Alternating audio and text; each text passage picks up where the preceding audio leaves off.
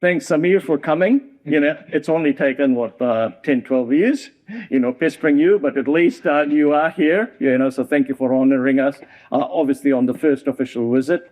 And thank you, Minister McClay. Your India is obviously your second home. We acknowledge that. And thanks for the introduction to Samir. Samir, can I just begin, like people have asked me, so many times, who is Samir Saran, And I know you've done engineering. That's right. Yeah, and you did media studies, and then you did your doctorate in global sustainability, So who is Samir Saran? He's still finding the right degree. Still haven't found the right one. So great institutes, yeah? Don't be surprised if you find me in college again. So. Oh, that's good. Yeah, look, in your book, which I have read, the geotopography, I think, did you give it to? I did. Yeah, you've got to read it. So I'll ask a question from there. You've argued that, India's rise will be defined less by authoritarian power and more by its ability to provide solutions, whether in vaccines, digital infrastructure, or climate-friendly growth. How should New Zealand businesses and policy communities read India as a solution provider narrative, and what does a mature India-New Zealand economic and diplomatic partnership look in the context over the next decade? Sunil, the point I was trying to make was that unlike previous large economies, and I'm here making a leap of faith, and I think it's a valid bet to make that in the next 10 years, we will move from $4 trillion to close to $10 trillion. And it could be maybe a couple of years more if global headwinds continue. But it would be fair to say that in the middle of the 2030s, we are going to be the third $10 trillion economy of the world. And unlike the previous two, the first, of course, the Americans, which were, I would argue, the first complete superpower of the world, strong economics, big military, cultural industry, the McDonald's and Hollywood shaped our imaginations around the world. I mean, even the people Rambo killed were watching Rambo and screening it. I mean, that was the power of the American cultural industry, right? So America was one of the omnibus superpowers and the last one. And the Chinese are going to find it very difficult to come anywhere near that, right? The South Koreans may, by the way, but they might grow too old before they can really fully benefit from the soft power potential that they have. But the Chinese were the export and the manufacturing superpower. They were the economic superpower, the connectivity superpower, and they are exercising that particular. India is going to be none of that. We are not going to have the infrastructure and the connectivity weight. We are not going to have the manufacturing capabilities to deliver goods to every home in the world. We are not going to have the military might, and certainly everyone is not going to dance to Bollywood music, right? So we are going to be very different. We are going to be perhaps the first real SDG power of the world. Our relevance is going to be because we have solved real world problems for over 1.5 billion people. We have alleviated a subcontinent of the kaleidoscope of miseries it had to confront, from poverty to illiteracy to hunger to famine to disease. And this was the state in 1947 when we became independent, right? Close to 90% of our population suffering from all sorts of malaise from, at the time of our independence. And we certainly in the last couple of decades, turn of the century, maybe post the liberalization in the 90s, have done it not through public sector funding and state devised schemes. We have not done it through a communist agenda or through a public sector funded agenda. We've done it through building businesses that have taken misery as the feedstock and created enterprises that have delivered to the people. So look at what our telecommunication revolution has been about. It's not about money made through the schemes that they were devised in London and New York and Paris and perhaps even in Southeast Asia. It was by making calls absolutely free. It was by the death of voice in terms of product. It was by bringing down cost of data to nearly negligible prices. It was by delivering handsets at prices that were unimaginable in the turn of the century. You give everyone a phone and then you see businesses grow. Connect them and build a marketplace and they will find the reason to engage and to create value together.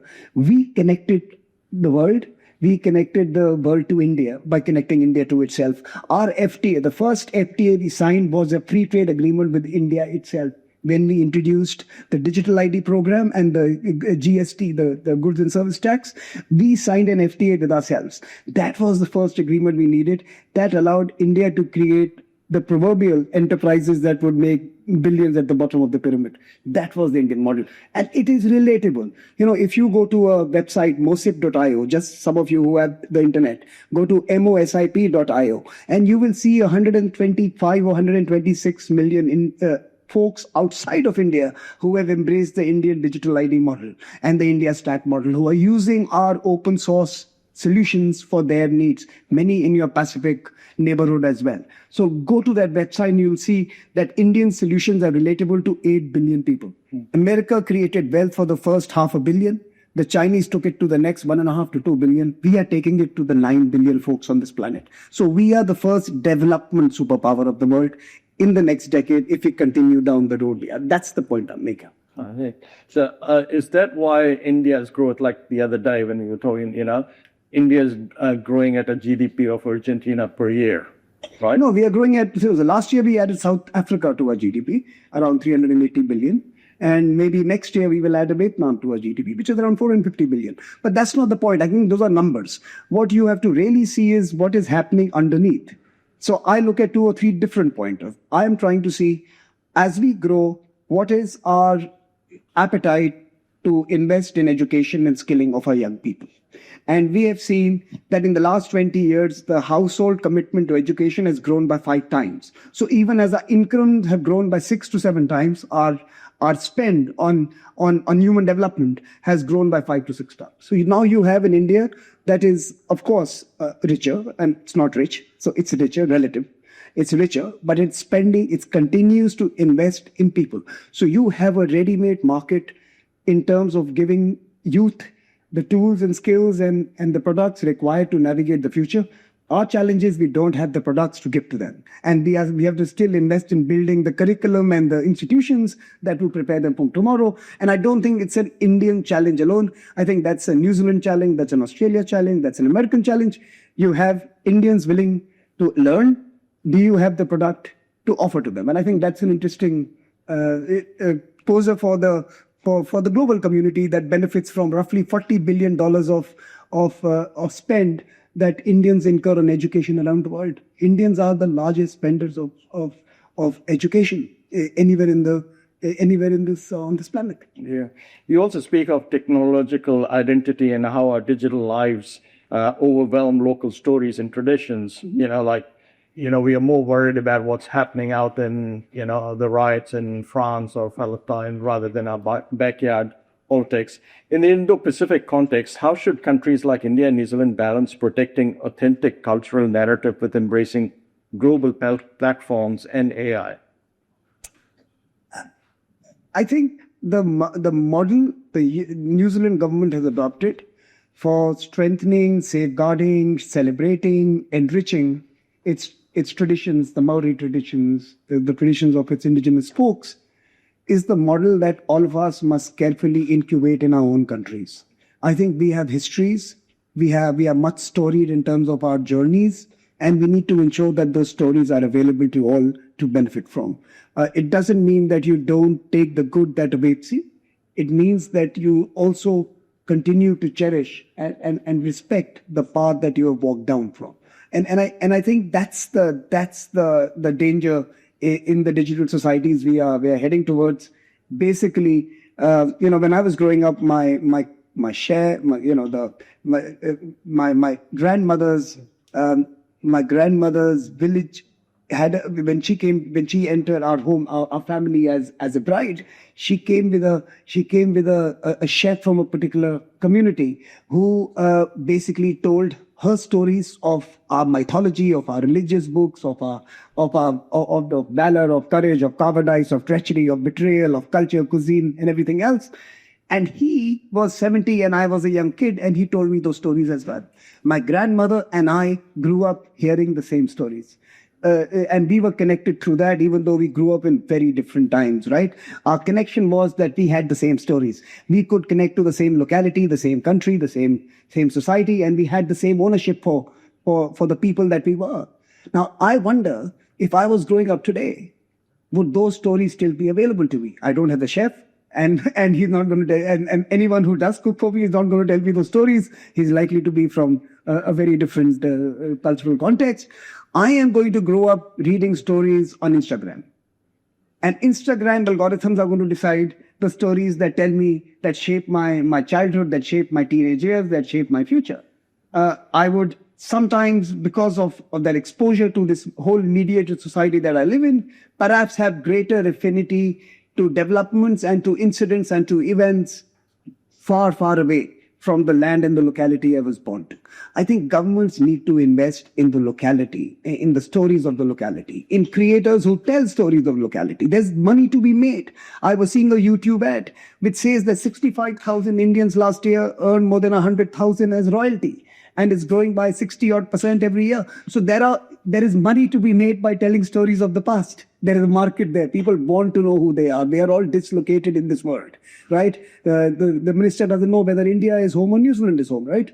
And of course, and I don't mean it in a negative sense.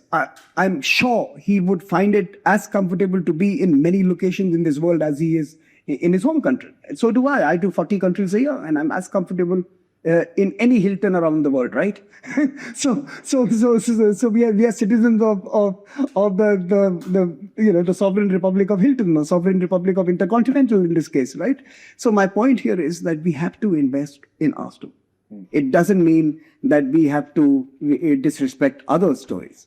I think that was the problem with globalization of the past, that we were told to forget who we were and to become something common and new, which was completely alien to our realities. I think we have to remember who we are. We have to accommodate the difference between someone else and celebrate the future together.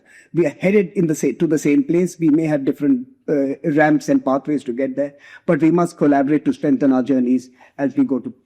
That's great. Minister, coming to you, the last 2 years have seen a series of significant steps forward in the New Zealand-India relationship. And, talking about stories, what do you see as the defining moment in the strengthening partnership? Well, look, I think it was when we made a decision to say our relationship with India would be a strategic priority, because it sends a very, very important, very clear signal. I think previously the signals from the previous government, Labour, were mixed. I don't know that they were purposefully done, but it doesn't matter, because it doesn't matter why, your meaning to say something is often the way it is received. And so that set about a course of thought across government about how we would achieve that. If it's a strategic priority, what does that mean? I mean, we were asking ourselves the question, is it just about trade? Is it just about defence? If it hasn't been defence before, why not? What does that mean? Can we do things together in Antarctic? What is the role we should play together in the Pacific with the islands? For me, does that change my approach to the WTO? Should I be more thoughtful about some of the positions India have, and so on, right? So it challenges us internally to think deeply about that. And our sister very quickly got to the point that said that there are many things we could do and should be doing, without finding a reason why we weren't. I think I'm quite persistent, because as they were thinking about that, I started getting on the plane and going to visit and going to talk and meeting each other around the place. And actually, think about not where the breakthrough was, but where it became obvious that we had an opportunity to strengthen the relationship, including in trade. Was Minister Goyal and I had said we should have a dinner together somewhere, in India, wherever it would be. And trade ministers often say these things, we'll meet up somewhere, have a dinner. So New Zealand and I was invited to the G7 trade ministers meeting in Italy, down at the very bottom of Italy, and looking just across the water was Sicily. And Piesh was there as well, and his lovely wife had travelled with him, and my partner was with me. Anyway, we had a formal bilateral meeting, sitting outside with Sicily behind us. So there's photographs of he and I smiling with Sicily sitting there. I'm not saying we learned something, but anyway, the point of this is, and we're chatting and just been the election. And so I spent most of the meeting that we had, neither of us looking at our notes given to us by officials, talking about his election and how it won, because again, we're both parliamentarians. We like that sort of stuff and so on. And anyway, as we were talking, I said, we had agreed we were going to have a dinner somewhere. And I said, how long are you here for? We should do it here, somewhere in Europe. We can do it in Sicily. But I was going the next day, and he was staying for a few days before he went home. And I said, well, that doesn't work. But I said, what are you doing next week? His wife said, well, I'll come to India and we'll have dinner. And he said, what do you mean? And you remember, he already thinks I'm crazy for a drive. I said, well, on my way home, I'll be in Dubai. That's quite a short flight. So he said, all right, we'll do it this day. And then he said, that won't work. That's budget day. I'll be busy. And I said, well, the next day. So we agreed. Anyway, jump forward an hour or so. There was a very big formal dinner. And we were hosted by the Italian foreign minister. There are the G7 countries, but many others there. But hours later, the dinner didn't start until 10 o'clock for a range of reasons, including that's the best time to eat in Italy. So we're sitting there on the seaside. It's very warm. Everyone's jet lagged. We're in meetings all day. It's very hot. And they decide that they will bring a very special band from the Navy to play for us, and that they will play a song for each of one of the 7 countries. So Minister Goyal and I sitting beside each other, and then beside him is... beside me is the WTO Director General, and then his wife and my partner on the other side.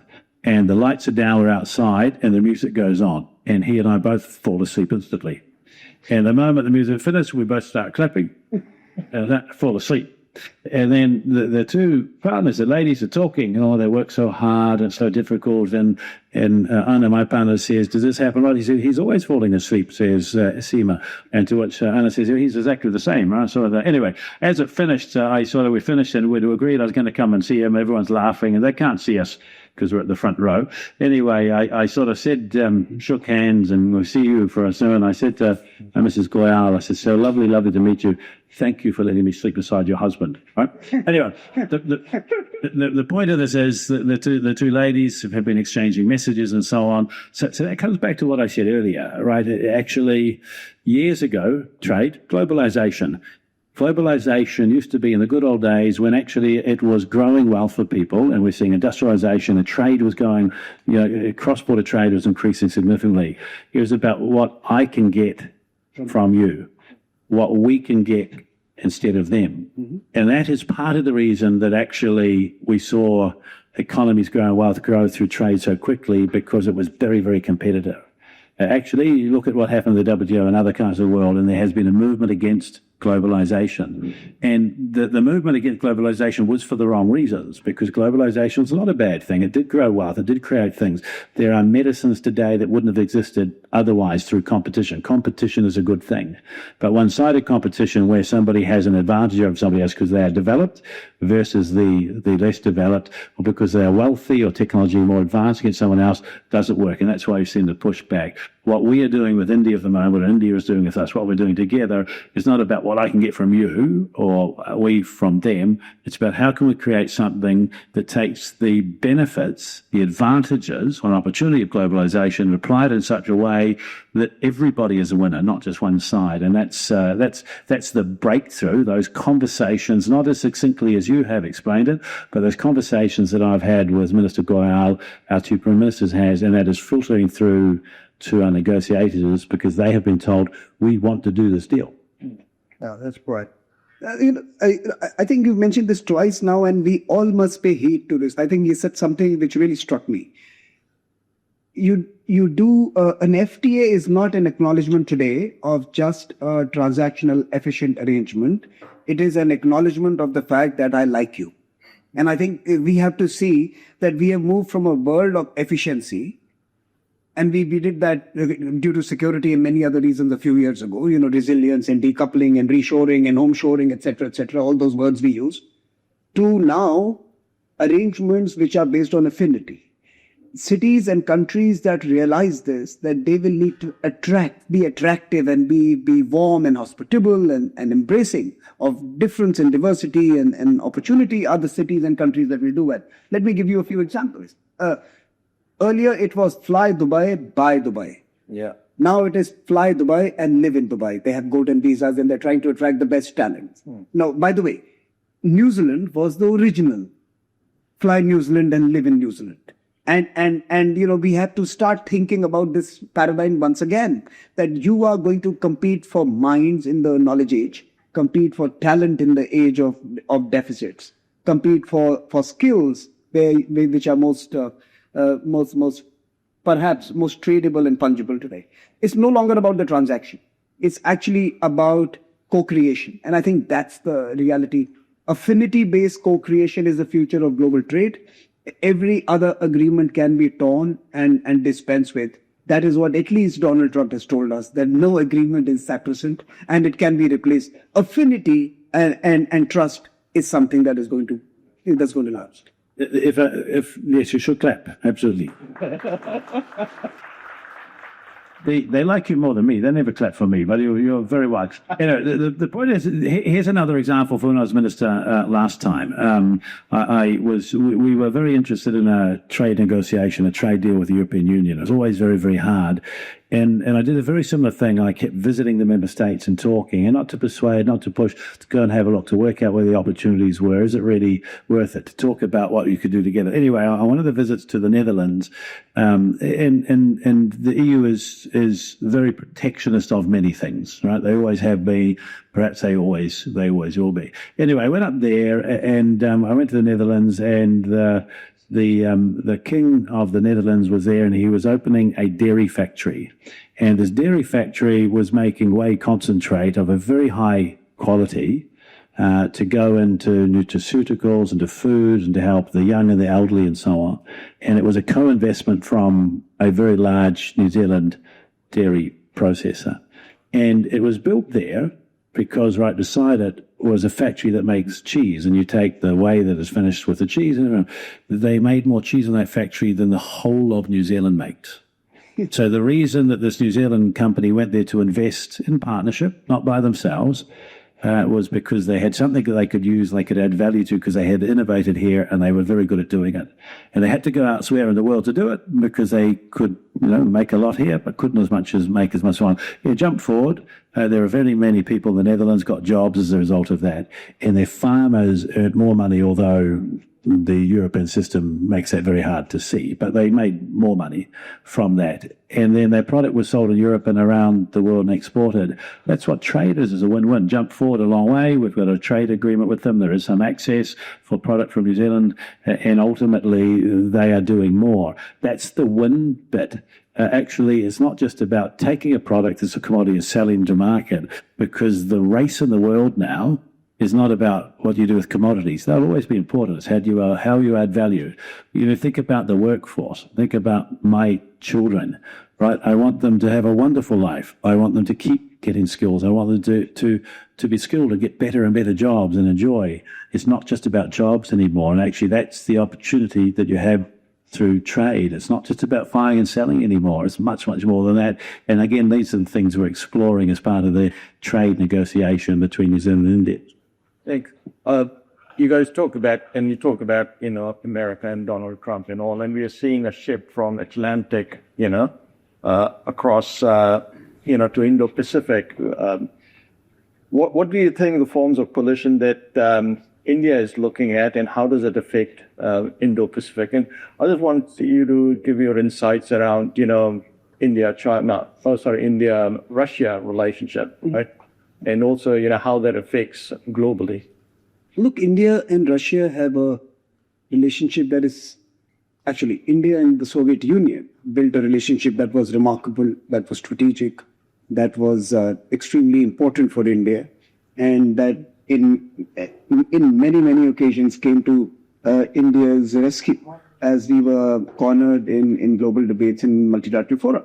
So it was a relationship where USSR stood by us, and of course benefited from a country like India being close to it as well. So there was a genuine relationship. And when Soviet Union dissolved and other countries emerged from that union, Russia became the successor state because it decided to carry forward the foreign policy and policy positions of USSR into its new avatar.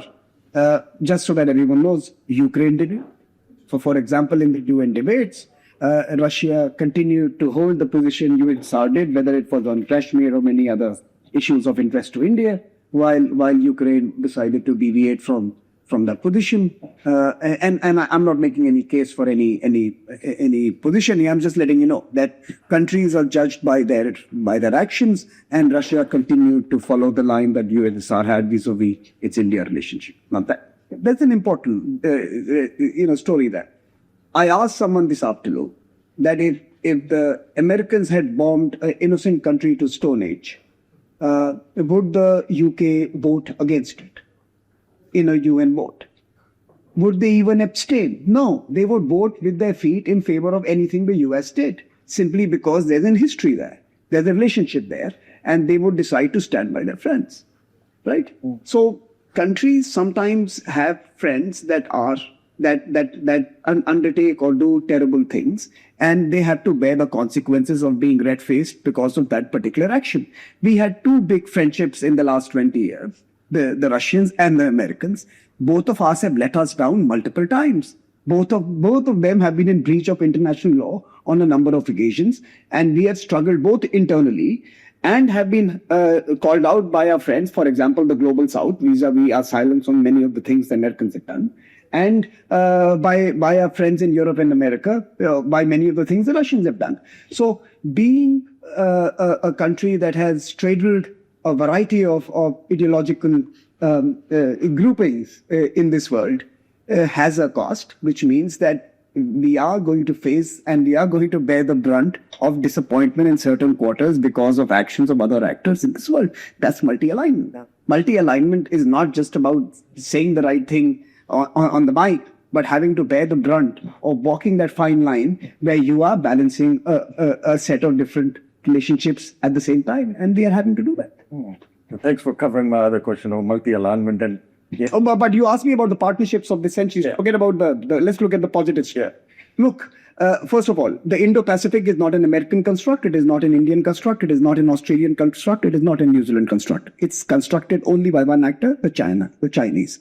The Belt and Road Initiative is the most ambitious Indo-Pacific project where they've actually connected the region, the Indian Ocean and the Pacific Ocean. And of course, with their BRI, which goes through the European heartland, they have created a very connected geography that includes the Indo-Pacific and is not limited to the Indo-Pacific. So the Chinese actually set out building this whole new construct, the whole new political map of the world as they grew. And as a response to that Chinese development, others decided to enter the landscape as well. And the Indo-Pacific was a construct by others who had been left out of this Chinese game to build their own alternative and propositions so that they could engage with geographies around the region. So I think, first of all, you must understand that Indo-Pacific does not exist because White House thought of it and has now forgotten about it. It exists because it is a real thing, and it is a geography which is contiguous and today perhaps the most dynamic geography in the world. Now, our partnerships have to be based on two important attributes. One is purpose. That do we strengthen each other's purposes? And you can call it pragmatic partnerships, you could call it opportunistic partnerships, I don't care. But I think as long as we are serving each other's purpose, that partnership has to be explored. Now, how do we make sure that we don't really fall off the bottom? And there comes the second attribute, principles. Are we going to work on a set of principles which are similar? I think the minister mentioned democracy as a principle, and I think that's a very important principle. But more than just democracy, it also has to be about equity. It also has to be about inclusion. It also has to be about diversity, right? So, for example, are we doing something together that will also allow those behind us in the development cycle, those behind us in the development level, to participate in our endeavors? So I truly believe that if we look at our two particular countries, India and New Zealand, I think this is the partnership that we need for the future. And I'll tell you why. I always tell folks that India is the soul of global South and institutionally very Western. So we are what I call the first Southwest country. We are the global South in terms of our ethics and our core, and we are Western in terms of our laws, legislation, and institutions, right? Very, very important space we occupy because we can be the bridge that actually connects the South to the West. And as the South rises, we could be an example that there is a Western ideal, there is a Eastern reality, and could we create a symphony of the two that allows many to be onboarded into that new future? If we don't do that, then the other option is as the South rises, they're going to see the Chinese option and some other options which may not necessarily be beneficial for all of us. So I think it's an important role that we play. Similarly, I think New Zealand has this very unique vantage point where it is an advanced economy, a highly developed economy, a highly sophisticated economy, and yet it is in a neighborhood where, again, a very large number of communities have to make choices for their future. And can New Zealand be the shepherd to bring them onto this paradigm, which is in many ways coherent with what we are trying to do together? So I think it's not just about being large and small, it's also about being the harbingers of change for the neighborhood we inhabit, of other communities that lean on us, of others who are watching our journeys. So I think both of us together can really be hubs where the Indo-Pacific could come up with a hybrid and a new culture where developing and developed and Eastern and Western and Northern and Southern communities could actually find a common future. And I think that's the role that we play, and that's the partnership that we need. By the way, that's why India and UAE and India and some of the dynamic economies of Africa are also important partners, because they bring the past into the future. They bring those who were left out into the mainstream. They actually create a future where we respect the diversity of religions, of cultures, of customs, and yet we celebrate the commonality of the future that we build. Oh, thanks very much. Just last question to each of you, and I'll start with you, Minister. In your view, how can business leaders like those present in the rooms tonight and those watching us continue to build more robust bilateral relationship? Well, it's already happening. There is this very unusual phenomenon. I'm sure people would be able to tell me why. I just observe it. When two governments start talking about trade and maybe a trade deal with each other, trade starts to go up. When you launch a negotiation, two-way trade increases further. We've seen that our two-way trade with India was going in the wrong direction. It's going up, and it's going up quite quickly. And all that does is speaks to the confidence the business community takes when governments decide to talk to each other and try and work rules out. When a trade agreement is announced and signed, trade goes up. And that's if we do nothing about it other than tell you we've done it. If we go out and provide information and promote and show where the opportunities are and lead trade missions and allow people to travel backwards and forwards more easily, that goes even further. So it's already starting to happen. But, on the assumption that our Prime Ministers are right in entrusting Mr. Grant and I with responsibility delivering a trade deal, in this term of Parliament, then ultimately that certainty that you need, that you're already starting to think about because you are increasing trade, actually will just open the door, and that's all it is. So I think what the business committee should do is jump on the plane. It's one step away. One flight, one stopover, two flights. Keep telling us that we need a direct flight. Air New Zealand and the trade mission with the Prime Minister signed an agreement with the owners of Air India, Tata, and they're committed to code share. They're committed to direct flights by 2028. I think it can be sooner than that, by the way. So the opportunities are there. The governments are saying we want to do this. The business communities already know this. They're excited by it. Don't think about me and my negotiation. Go and do business, because actually that's all the trade agreement does. And there are parts of the world we don't have agreements. one very big one. And our trade is not going down with tariff rates is going up. And so actually, I would argue, with the exception of the odd rule, the only obstacle, the only barrier to us doing more trade with India is those that are in the minds of our business community. And Mr. Goyal now and Prime Minister Modi and Prime Minister Luxon have been very clear we want to do this. So we're sweeping some of that out of the way. The very best thing the business community do is do business. That's what you're good at. Thanks very much. And last one to you, Samir. Yeah. If you look around New Zealand, we are covered by water. I think you know where I'm coming from, The India's investing heavily in ports, shipbuilding, maritime corridors, and promoting concepts like Sagar and Mahasagar to stabilize sea lanes and supply chain. In real practical terms, what kind of maritime and logistic partnership could you envisage between India and New Zealand, whether in shipping links, resilient supply chains, or ports is just over there? And one of my favorite, Blue Economy Corporation. And what would that matter to importers and exporters? Look, I think the answer to that is short and precise. You are not going to see $200 billion of goods being shipped to New Zealand and back to India. That's not going to happen. It has to be around technology that will make it more sustainable, make it more green, make it more ecologically friendly, where nature is respected and nurtured even as you ramp up the volume. And by the way, as we move to $10 trillion, there is a consequence. The consequence is India is going to add $3 trillion to the maritime economy on an annual basis in 2035. Now, can that be green? Can that be friendly to the oceans? Then can that be sustainable in multiple dimensions? And how can India and New Zealand partner in building some of those technologies and solutions that will allow that to happen? So that's the short answer. But I think what can be done to make India and New Zealand even more naturally inclined to invest in each other? Let's take lessons. Let's take lessons from some of the partnerships that have worked. Let's take the India-US partnership from an Indian perspective. What was it that excited, that fired up Indians when they thought about America? It was the American dream. It was about the fact that you can create value, you can change a lot, you can improve the lives of your family and of your communities, and you can create the millions and billions.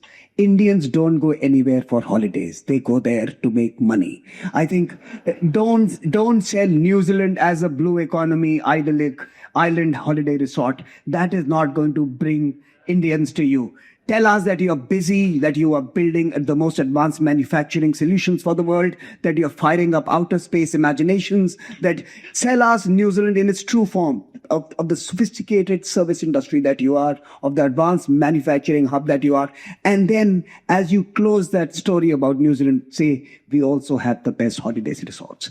We will do that after we change our lives, because we have to move from $4,000 per capita to 40,000. And if you are going to allow that to happen, then New Zealand is going to be the first place India turns to. That was India. And yeah.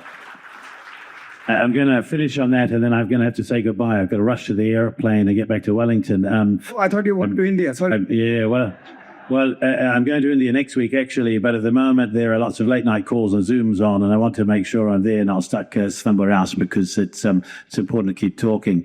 Two things. The first is the way as your economy grows and you produce things that the world will want, and consumers want to consume things the world produces, the way you do that is not with a trade agreement with one country, it's with many. Many countries. And you do it for many, many reasons. We're not a large economy.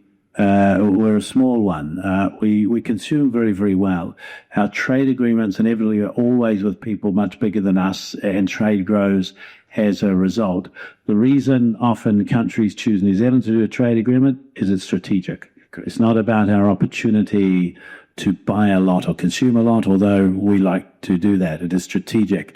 And that very much is, I think, now starts to be recognized as the reason that the negotiations are moving ahead. They were launched and so on with India. It gives many, many advantages. I'm borrowing something that you said earlier. If you think about the way that we produce more food, you become more productive and so on. New Zealand is a wonderful place for taking those, testing them, perfecting it, but we don't have the scale to make sure it is world beating, except in one or two areas. With India in partnership, that becomes possible. Together, we get to do the 1 + 1 = 3. So it's strategic. The second thing is it's such a wonderfully balanced, symbiotic relationship. Indians like to go on holiday to make money. Kiwis love to go on holiday to spend money. That's why we need that direct flight. And my single message to Air New Zealand and Air India is the sooner you get a plane and put it on, in both directions, you're going to make money. Just bring the plane. Yeah. No, Samir. no. Look, I think I completely agree, and I can't hold him back from his Zoom calls and flights. But just an idea. Some countries give you scale and volumes and capacities, and maybe India is one of those. Some countries give you credibility, and I think New Zealand is one of those. Whether it's defense technologies, whether it is food processing, whether it is advanced manufacturing. Imagine an Indian company innovating out of New Zealand with a New Zealand partner. And think about that country now, that company now, which is a joint venture, becoming a world beater. I think that's the story that must be imagined, that together we can cater to not only the standards of the North, but at the price points of the South. And if you could give the standards of the North with the price points of the South, you have an India and New Zealand story to share. I think that's the thing. It's too normal. Yeah.